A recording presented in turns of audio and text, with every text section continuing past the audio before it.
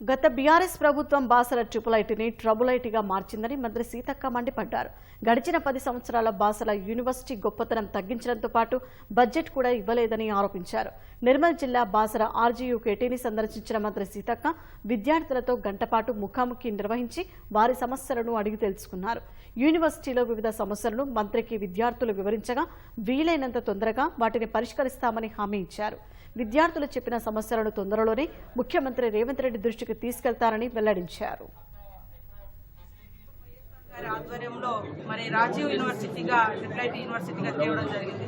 గత 10 సంవత్సరాల కాలంలో యూనివర్సిటీ యొక్క గొప్పతనం చాలా తగ్గించారు. బడ్జెట్ ఇవ్వలేదు, ఇన్ఫ్రాస్ట్రక్చర్ పెంచలేదు. ట్రిపుల్ ఐటీని ట్రబుల్ ఐటీగా గత ప్రభుత్వం మార్చింది.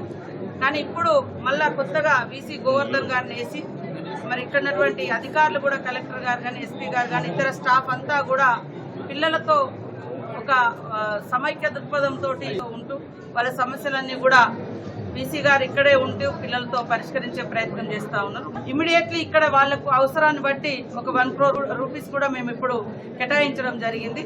అవి వాళ్లకు ఇక్కడ తక్షణ అవసరాలను కూడా తీర్చడం జరుగుతుంది.